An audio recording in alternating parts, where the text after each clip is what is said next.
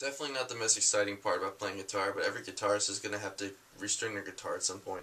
It's pretty easy. You're going to need some strings. I like the medium or light gauge. These are some Dunlops. Also, Ernie Ball is a good brand.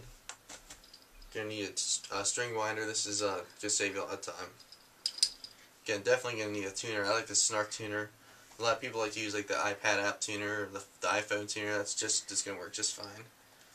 Also, you're going to need some string cutters and pliers. Those are you're gonna definitely need those, especially for an acoustic, because you have to get these little pegs out. All right, first step is you're gonna untune the big E string. We're gonna start with that one. Just untune it. This is why the string winder comes in handy, because you can just do it real fast like that.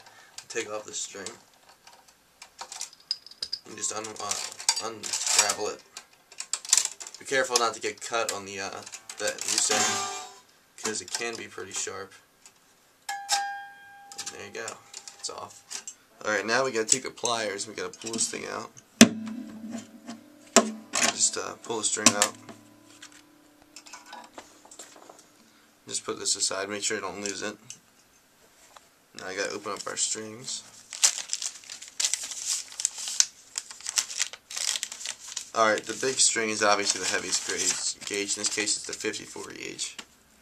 And just unwind your string and slide it right back down in the hole. Take the tuning peg,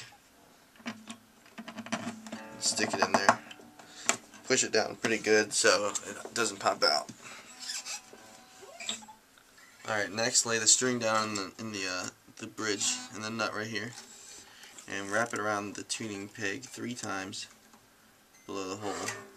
The most important part is to try and get around there 3 times though, because that's going to keep it from slipping and it's going to keep your guitar in tune more accurate. Now what you do is you slide the end back through the hole.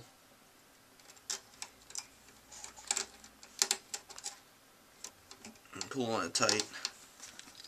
Take your string winder. Start tightening it up.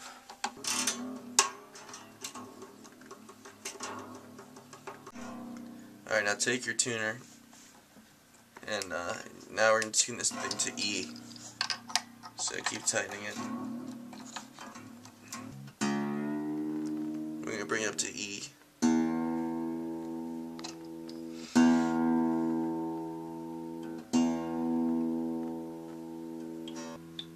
Alright, now we have it at E. And you're going to take your pliers and you're going to cut the string, because it's not safe to have it poking out like that. You can poke your eye out, poke someone's eye out. It's not good. Just cut the string off and make sure you throw it away.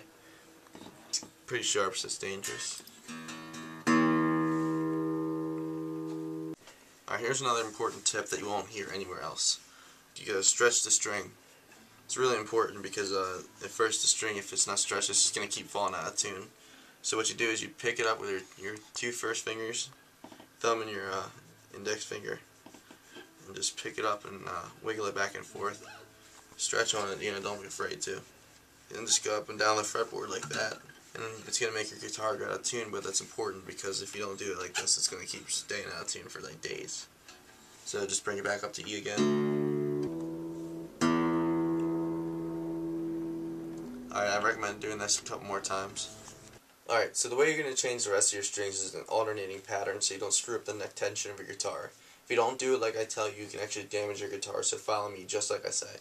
So now that you've done the big E string, you're going to go down to the high E string.